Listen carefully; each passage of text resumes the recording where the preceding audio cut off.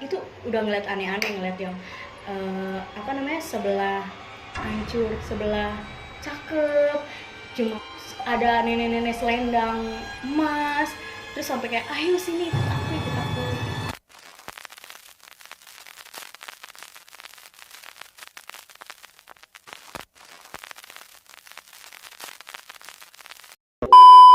Halo, kenalin nama gue Adul.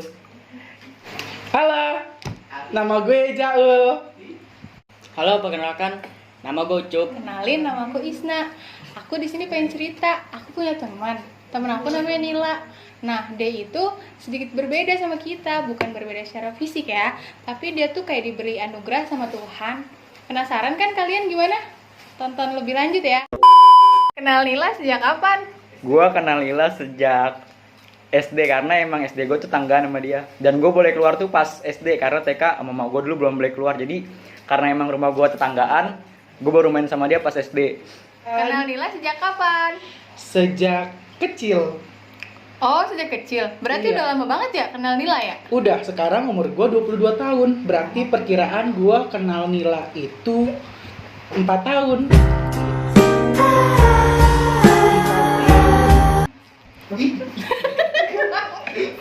Gue di sini sebagai adiknya Kanila. Nah, Ucup, aku mau nanya dong, kan Ucup adanya Kanila. Menurut Ucup yang udah setiap hari sama Kanila tuh orangnya kayak gimana? Kanila itu orangnya baik, cerewet, kadang suka nyuruh-nyuruh gitu dah, bikin orang kesel. Menurut Adul, Nila itu orangnya kayak gimana sih? Nila itu orangnya asik sih, emang diajak ngobrolnya juga enak. Dan apa aja tuh nyambung. Menurut Jaul, Nila orangnya kayak gimana sih? Nila itu baik, ceria. Berhubung gue suka makeup, gue suka makeupin dia. Dan kita tukang makan. Terkadang kita suka makan bareng. Dan gue mau makan dulu guys. Enak. Kalau misalkan Ucup lagi sama kakak Nila, Ucup pernah nggak sih ngerasain hal-hal aneh kalau misalkan deket kakak Nila? Sebetulnya mah nggak pernah sih, soalnya dia itu nggak pernah nunjukin hal-hal aneh juga.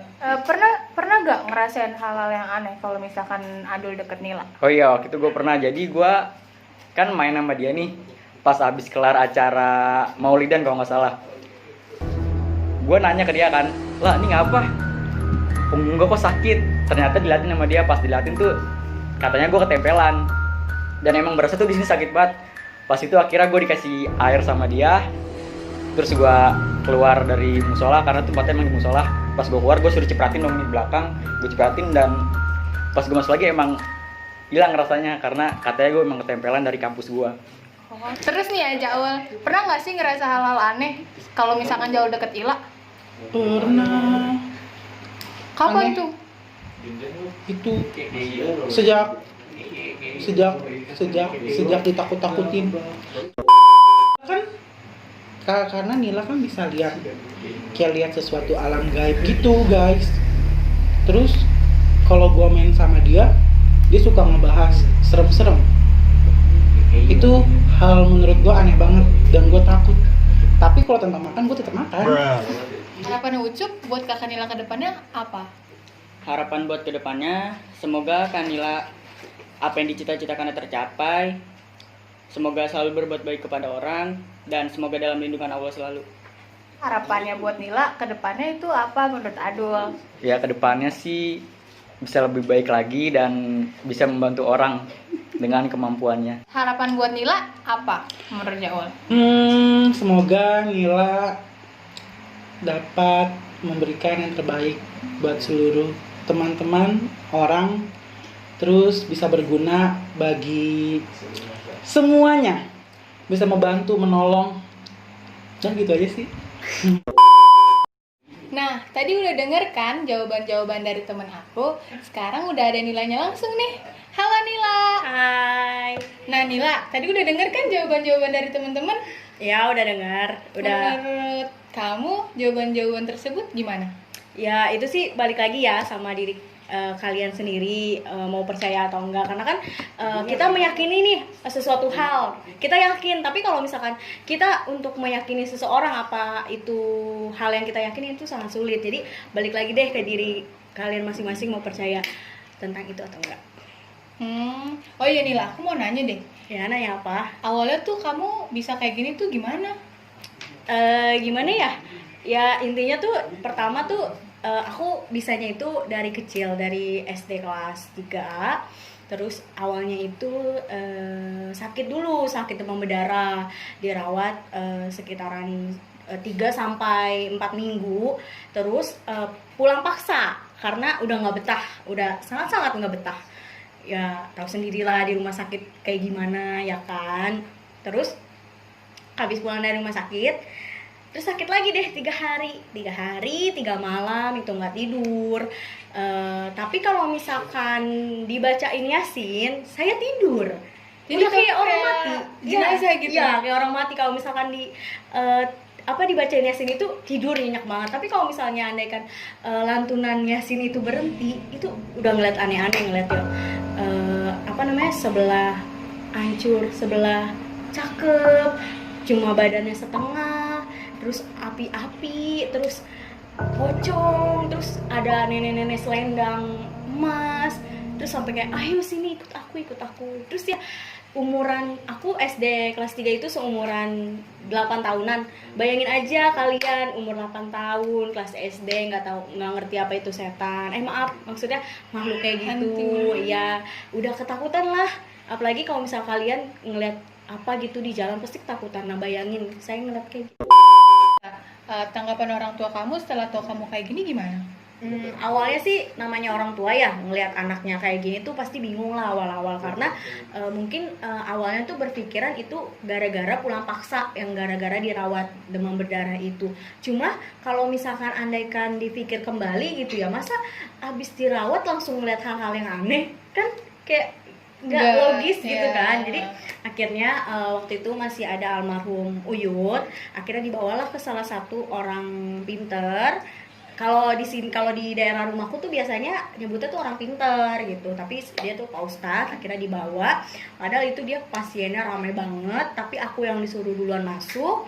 Dan di sana tuh aku ditanya-tanya lah, kenapa deh, kenapa ya udah akhirnya diceritain, singkat cerita diceritain, akhirnya diwiridin. Terus akhirnya katanya ini bisa bu, anaknya bisa apa ya, bisa ngeliat-ngeliat kayak gitu.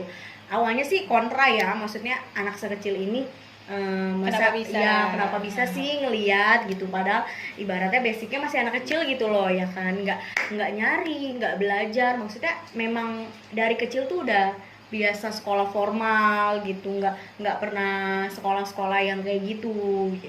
Akhirnya ya udah dan dinyatakan dari situ bisa. Tapi dari situ kan kasihan gitu ngeliat-ngeliat yang makhluk yang serem, yang yang menakutkan. Waktu zaman itu tuh paling serem tuh yang kayak setengah mukanya hancur, setengah mukanya mulus gitu. Rusak gitu ya? Iya, rusak kayak korban ketabrakan, tapi bukan korban ketabrakan gitu. Kayak gitu lah, dari situ guys. Terus semenjak tahu dari kamu bisa kayak gitu, sampai sekarang gimana kamu ngejalanin hidup? Kalau awal-awal tuh ya pasti setiap jalan gitu kok ada yang lewat, kok kadang kalau misalkan dipanggil kok nggak nengok ya, kadang cuma nengok, cuma diem gitu. Terus emang pas tadi tuh pas dari kelas 3 itu ditutup yang ngeliat jelek-jelek, jadi cuma bisa ngeliat jelek, cuma sekelebatan doang gitu, kayak ngeliat siluet gitu. Kalau misalnya yang baik-baik masih bisa ngeliat, cuma kalau misalnya yang jelek-jelek udah nggak bisa. Tapi itu cuma ditutup, cuma nyampe umur 12 tahun doang. Terus setelah 12 tahun lah ngeliat yang hal-hal aneh lagi, jelek-jelek. Terus awal-awal sih shock ya, kayak ih kok bisa ngeliat lagi yang jelek-jelek, padahal tuh kayak udah tentang gitu hidupnya, saya melihat seperti orang-orang normal, padahal tidak sebayangkan. Kadang punya teman, enak ya lah, enak ya lah, punya bisa ngeliat, punya teman ini, punya teman itu. Sebenarnya tidak seperti itu, sebenarnya sangat menyiksa. Ya ngejalaninnya ya bersyukur aja, karena mungkin ini pemberian gitu dari Allah. Saya juga nggak nyari, saya juga nggak belajar gitu. Nah guys, sekian dulu ya guys videonya. Kalau pengen tahu lebih lanjutnya, next part aja kita ketemu. Dadah. Pang pang musrahino srengenge